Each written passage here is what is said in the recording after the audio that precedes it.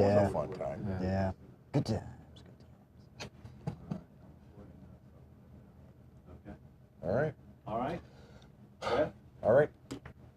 when you're ready, and Today on Education Forum, Mr. John Lester, Assistant Vice President for University Relations. From the studio, high atop Jordan Hall in the College of Education and Health Professions at Columbus State University in Columbus, Georgia, this is Education Forum with your hosts Jeff Conklin and Greg Blaylock.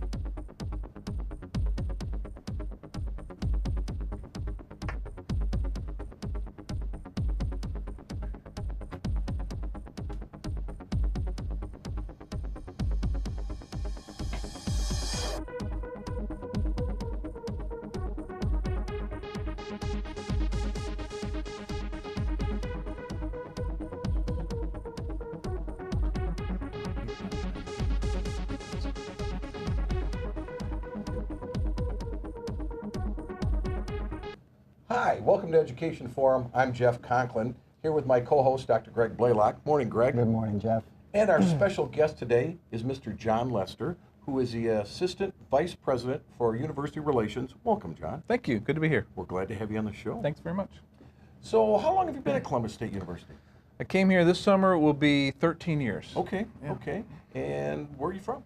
Well, I'm an Air Force brat, Ah. so I'm kind of all over, but I spent most of my time in Florida. That's Okay. where I went to college. Around And, Tampa? Or? a little bit in Tampa, a little bit in Panama City. Okay. I was in college at the University of Florida. That's my alma mater, and that's where I was before I came here. Okay. I simply answered an ad in the newspaper one day, came up, discovered a little bit about Columbus State, said, oh, maybe I'll be here 3, 4, maybe 5 years. It's worth a flyer. That's right. Yeah. 13 years later, I'm still here Still and happy. here. That's right. Good, good. So in other words, they don't let you out of the cage. They don't. once No, you're in. that's right. It's- Well, I mean, I learned that my story is not unique. There's a lot of faculty members here that Yeah. do the same thing, and they're That's here true. for 30, 40 years. So Well, I that's don't true. know if I've got that in me. Yeah, I but- think Dr. Brubaker planned 6 months at most. That's right. And he's still That's hanging. right. Well, That's you know, right. that was my story. I was only going to come for 3, 4 years, and Yeah. I've been here 13. That's Well, right. interestingly enough, for Jeff, they wish that he just left after right. 3 or 4 years, but he There may hangs be- on. I may have some like that too. That's- So, when you were down in Florida, what was your major? I was a journalism major. Okay. I knew from a long time ago that I was going to be a newspaper reporter. Okay. I was editor of my elementary school newspaper, editor of my high school newspaper, and I went to college very much sure that I was going to be a reporter, and I did. Okay. And my first job out of college was at the Tampa Tribune, so I Oh, worked at a couple bureaus and down in Tampa, and then about 6, 8 years after that, a colleague of mine was back working in PR at the University of Florida, invited me to come in, and so I entered the dark world of public relations at That's that point. interesting. Okay. Dark world. That's right. Well, you know, the pure journalists think that those of us in PR now are, That's you know, right, of we're course. the dark that you side. sold Yeah, out. That's right. It's exactly right. Okay. Exactly okay. right. So, what was your first position when you came here to CSU? I was hired here as director of public relations. Okay. Okay. Yeah. And what did that entail at the time? Well, it's managing media, managing publications, and sort of making sure that the things that we're doing on campus are talked about in appropriate ways. So And that we're pushing out sort of the messages that we're trying to do. kind of a mouthpiece for the university? A little Not bit. to say that in a negative way. No, but- no, no. I mean, part of my job is to be a spokesperson, Okay. spokesman for the university. But a lot of it is making sure that the accomplishments of our students, our faculty, our staff are out there in the public domain where people can hear about it, whether that's through the website, through the news media, or things like that. Okay. You know, there's a lot. I teach a media relations class now, and if you look at a newspaper or TV, you'd be amazed at the number of stories that are generated because there's somebody back here pushing it out. Sure. These reporters don't Sure. find stuff on their own. They have to be told about it. And so that's what my job is. Okay. I know as a faculty member, I've had your office, I've had interactions with your office just in terms of, for instance, some of our summer programs that Sure. we're putting on. We'll give you information about it. And what I've appreciated as a faculty member is the feedback we get. You know, when you put this publication out or this advertisement out, think about, you know, making it look this way so that it catches people's attention Sure. or communicates what you want to communicate. Yeah, about. and that's a real important part of what we do, making sure that if something's going on, you know it's Columbus State, you know Okay. it's our professors, you know Okay. it's our people, our students. And so, but you know, talking more about your accomplishments, you could be presenting at a national conference. And we have a lot of faculty here that are unbelievable experts, but they're in this rather narrow field. Right. And so it's my job to tell the general public, you know, Dr. Conklin, was amazing because he discovered this, that, or the other thing. Okay. But I'm going to try and translate it to a more general audience. So that somebody, can understand Exactly. what And so they can say, wow, we got people from Columbus State who's presenting at national conferences. That's pretty cool. Yeah. So that's what I'm trying to do. Now, your job's evolved a lot in that 13 years. 'Cause, It has. you didn't have the web presence, probably. Well, we didn't really. We do a lot more community relations than when I started here. Okay. A lot more technological communications. And then my job personally has evolved into other types of relations, such as government work. Sure, and we'll talk a little bit about that. But so you still have that same role, though, where you are the one kind of monitoring and dealing with the communications that are going out from the university. Some people call me the logo police, and that's fine. You can't have that logo unless it goes through. That's exactly right. So is this But the wrong pin then? Is that it is the wrong I pin, know, actually. I I'm going to know. have to take that from you Well, if you forcibly could give before me the the day. new one. Here, you can have this one right Yeah, here. right off. There we go. See? It's only new as of 3 or 4 years ago, but that's okay.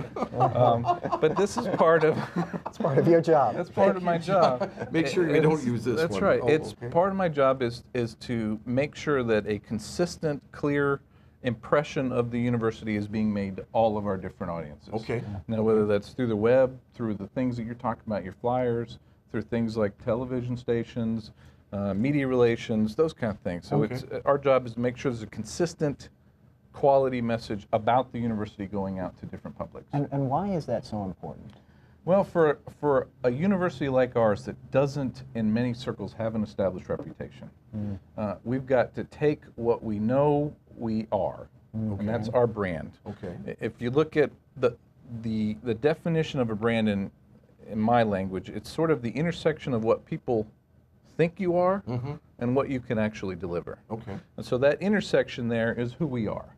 And so we want to reinforce the good parts about who we are, and where we can, to change the minds of the things, of the people who don't have that favorable impression.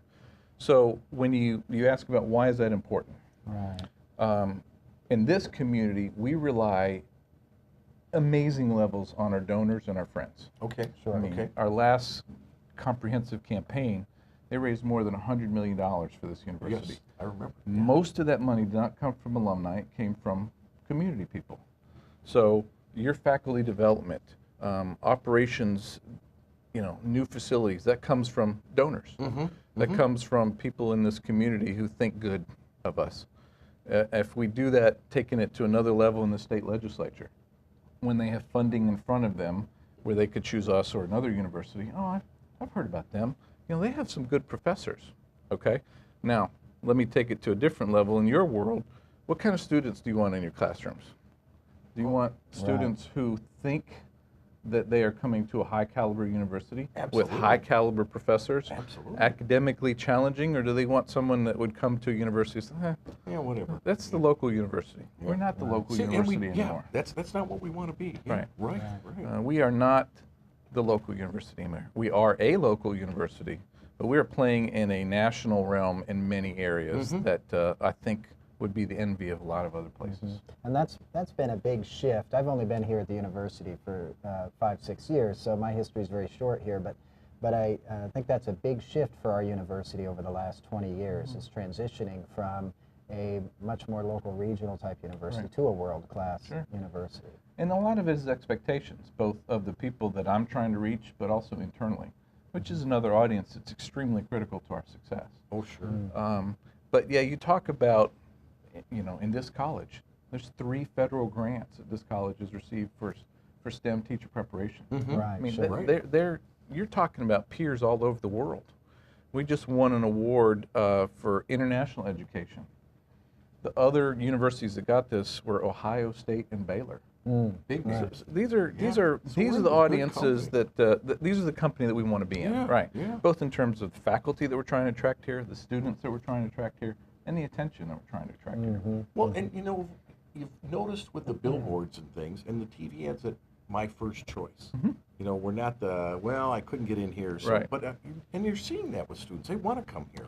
You just made my day. We're and we're drawing them in from Atlanta, and we're drawing them from other places. So it's good Well, to see that. and that campaign, not many people know this, but that's part of my job. I'm behind the scenes in a lot of ways. A few years ago, we started trying to figure out how to advertise more effectively. Right, right. And so we started going into Atlanta to say, basically, Atlanta and a lot of other universities, hello, Columbus State University is here. They didn't know who we were. Yeah. So we did that for a few years, and then we decided sort of how do we hone this message? The faculty and the leadership here said we want better students.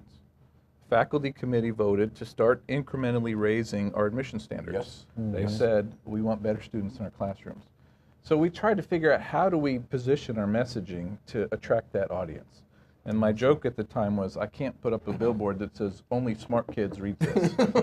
So what we tried to position ourselves is back to what we talked about a minute ago, is that we are not a university now that is the fallback. If I don't get into someplace else, come here. There's always my Columbus. default. That's not the attitude. No. So we started finding more and more students, and we thought that it was a good message that this could be your first choice, and in a lot of ways it should be your first choice. So that was the campaign, and it's been wildly successful. Yes. And now it's carried over into a strategic plan, so I'm personally really excited I about bet that. you are. Yeah. It's one that's really worked well. Thanks. Good. Now, you also have the role that if some incident happens on campus, Yep. it comes to you Sure. before any official message or anything comes out of here. Right. And that's part of my role as far as media relations and being the public spokesman. Okay. It's very, very important in communications, especially in crisis communication, Right. that there is one message. There's one communication. And sometimes the easiest way to do that is have one person do at least the initial speaking, and a lot of times it falls to me. And that makes sense. It just makes good sense because you just don't want everybody throwing out their opinion of what they think Right. happened. And Exactly. And you don't want second guessing and, well, he said this and she said this. Well, here's the story, and you can disagree with that. That's fine, but this is what happened, or this is what we're saying. now, So- it must be more difficult now that we have the two campuses. Not really. Because you have so much going on down there? Or not? No, I mean it's like a lot of other things at the university. We're a comprehensive university, Right. which means we have lots of things going on to talk about. So one day I'm talking about the River Park campus. One day I'm talking about STEM teacher preparation. Yes. One day I'm talking about international accreditation of business. So in some ways it's more difficult because we have more things to talk about, but it's all part of the fabric of what makes us pretty special. Okay, okay. Well, that fits together real well. Now, how long have you been the Assistant Vice President for University Relations? I guess my title was changed to that about 4 or 5 years ago. So did your job change then? Yeah, Yeah. that's when the president and my bosses came and said, we've got to get into some different arenas. Okay. And that was the political world, working in Atlanta, working the legislators, and sometimes working in DC, trying to get federal funding. And so the definition of university relations kind of exploded a little bit. I see. Okay, So- okay. So prior to that, were we up there? Did we have a presence in Atlanta even? No, No. no, it was we were invisible. Yeah. And it was a nice dovetailing onto what we had done in our advertising for recruitment, and then getting into this political world and the business world with our Leadership Institute, for instance, has done a lot of work in Atlanta, and then I've done a lot of work in Atlanta, and then our president, provost, and vice president done a lot of work in Atlanta, and it's these little things, these behind-the-scenes meetings that, when it comes down to budget time, they know who we are. Okay. They think we're doing a good thing, and so maybe that results in some good things happening. So what do you see in making that shift? What are some of the challenges to getting in those arenas? I'm Well, sure it just doesn't happen. It doesn't, and it's a lot of the behind-the-scenes work that you don't see. But my favorite example is the money that we've been able to come back with to renovate two of our oldest buildings on campus, Arnold Hall and Howard Hall. was gonna ask And you I'm about sorry, that. So I may be jumping the No, case that's here, good. but That's good. the president a few years ago, and I give him all the credit. He likes to give me the credit, which is nice, but a few years ago he said we've got to get into this arena, and we just, Sure. I mean, we rarely went to Board of Regents meetings. Right. We didn't deal with Atlanta because we had so much support and so much power here in Columbus. We didn't really need anybody else. Right. Well, the If you want to economy. get out of here. That's exactly right. And so the biggest obstacles were knowing the right people and learning the processes. Okay. The first part I've learned is being there. Oh, yeah. And so They have to know who you are. they have to know, Who you're- but where and they you're have from. and they have to know the president, Oh, and they yeah. have to know, you know. So, I mean, we'll go up to Atlanta for Board of Regents meetings or Georgia Chamber meetings or legislatives, and you know, by God, we're going to have my pin, bet you are. not that pin, and The right one, the the correct right one. one, and I'm going to have my name tag on, Right. so that Always. and so that, you know, oh, Columbus State's announced. What are you doing here? Mm. Well, I'll tell you what I'm doing here. I'm just making sure you know that we're here. You know, And so it's been an interesting process. it's kind of like all of a sudden reality came to us that we had to be up there. In the past, it was like, well, you know, we're part of the university system. That should be enough. They're funding us. Right. But it's a bigger world today. It is a bigger world, and it's one in, if we want to play in that arena, we have to be in that arena. Oh, yes. And, you know, I'm not doing it myself. Your dean is going to D.C. next month. Okay. She's been in Atlanta. Okay. You've got professors in this college. Maybe the two of you also are getting, you know, externally funded grants, federal grants that almost every other university in this country are applying for, and they're coming Right. here because Right, of that yeah. work. Okay. Right. Okay. So we've got a presence up there as well in Washington. We do. We work with some consultants, some lobbyists, some government sure. relations people. I'm going up next month to talk about what we've done in terms of gaming and modeling and simulation with the computer science department. Okay. I had one of your professors, Jennifer Brown, and a colleague from the math department up a couple months ago when we talked to NSF.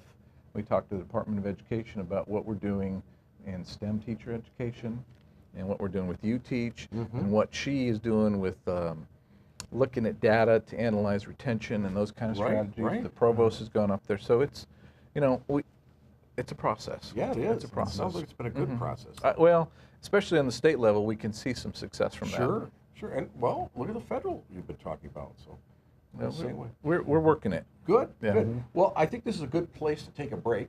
I'd just like to remind you, you're watching Education Forum with our guest, Mr. John Lester.